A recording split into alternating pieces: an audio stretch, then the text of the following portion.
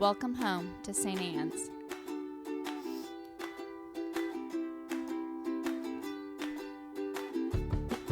We want you to know that you're welcome to join us at 10 a.m. on Sundays.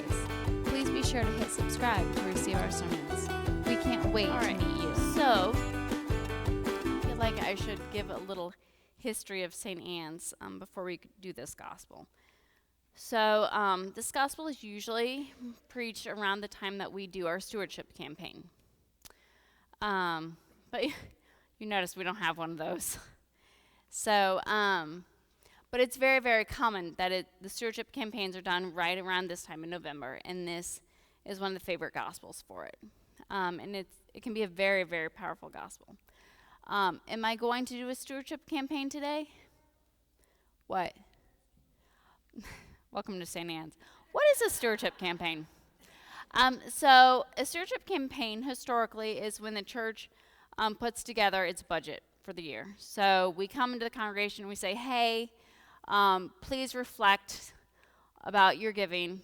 Please give us a pledge card that will help us to budget for the coming year. And frequently, there are lots of different preachers who will get up and talk about the importance of stewardship, which is very, very important. We honestly haven't done a stewardship campaign in forever. We probably should, to be honest with you, but we're not doing one today. So, good news.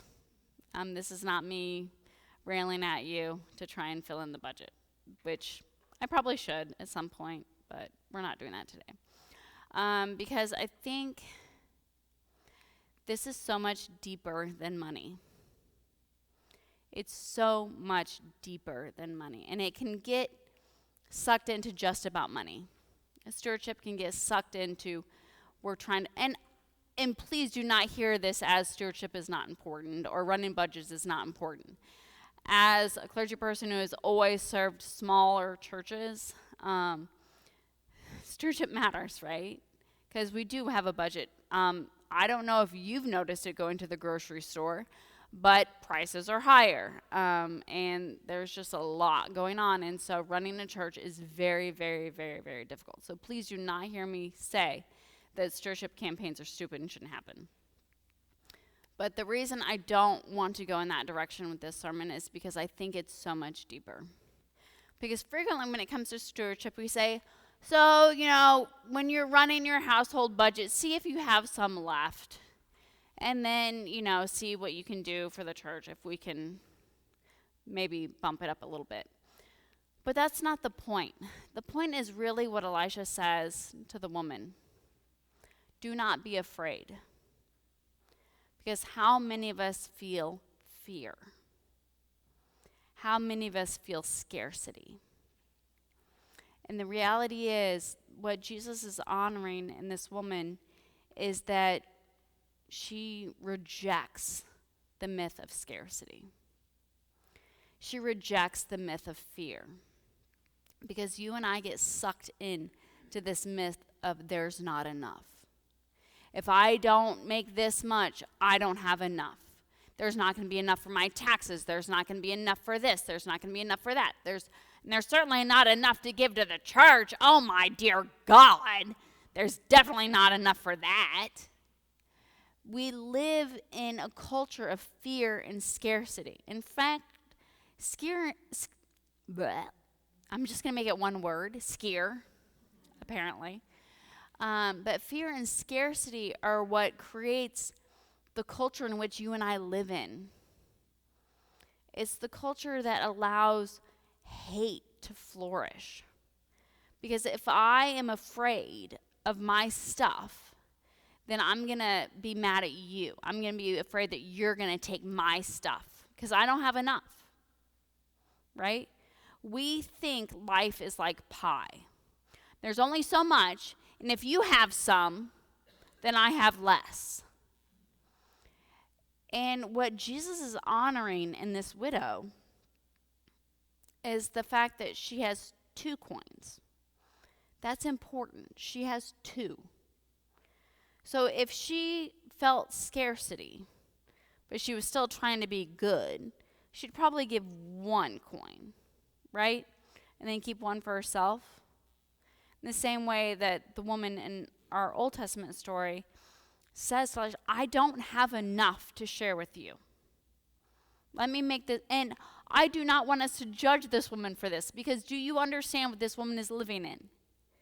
She has nothing, absolutely nothing. And when he says, can you share something? She's like, no, I literally have enough to go home and die with my child. That's what I have. And he says, do not be afraid. Because that's how you and I think. Our mentality is, I don't even have enough for me. I certainly don't have enough to give to somebody else. But what if God, are we stretching, or you have a question? Can you tell I'm in education? Are we stretching, or do we have a question? I work in middle schoolers. They're stretching. They never have questions, trust me. They have comments. But you don't want to hear them. They're going to offer them anyway, though. So what if we can hear those words too? Do not be afraid. There's enough. There's enough. Because in a world where there is fear, there cannot be love. When there is scarcity, there cannot be generosity. They cannot coexist. They just can't. So if we're worried all the time, we're not following God. We can't. If we're like the woman who's worried, when Elijah says to her, hey, can you do this? No, I can't do that. I'm worried. We cannot worry and follow God. It doesn't work that way. Now, am I saying your worries are invalid? Am I saying your fear is invalid? Absolutely not. There's a lot to be afraid of. There is. But if we're sucked into that, if we are consumed by that, we will live in scarcity and we will not follow God. We have to choose. Every day we are given the choice yet again. What will we follow? Our worries and our fears, or our God and love and generosity? And I'm not here to tell you that's an easy choice. I'm not. But I will tell you it's a stronger choice when we have to make it. Being a Christian, when you're fat and sassy and it seems easy, no brainer. And that's what Jesus says. He's like, good job. You gave out of your plenitude. Like, you've had plenty. Good job. Good job.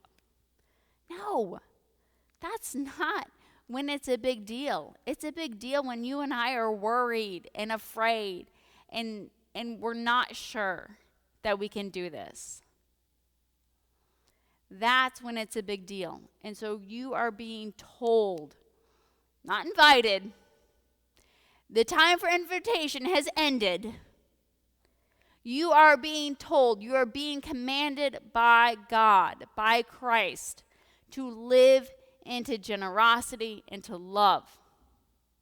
Because we don't have time. We don't have time for your fears and your worries. We don't have time for my fears and my worries.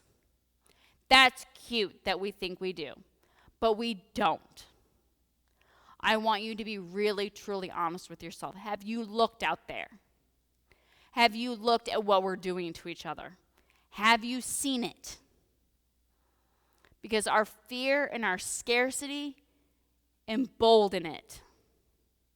When you and I are worried and afraid, we are hateful.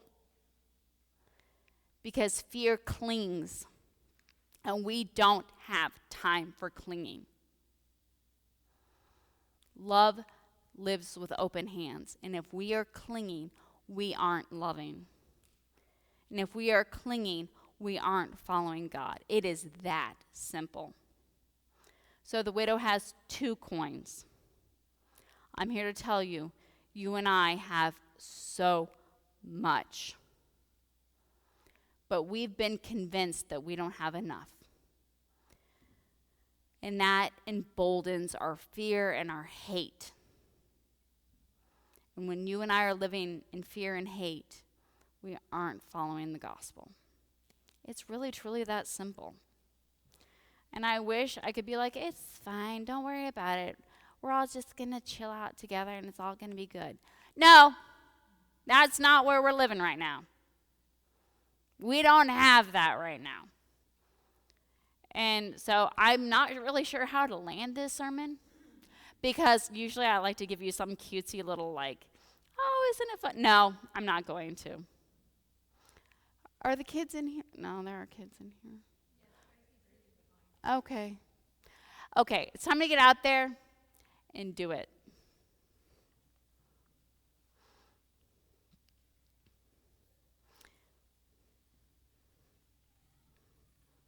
I hear them back there. What are they doing back there? We want you to know that you're welcome to join us at 10 a.m. on Sundays. Please Gracie's be sure like, to I hit wish I were back subscribe there to with receive them, our not in here with sermons. We can't wait to meet you.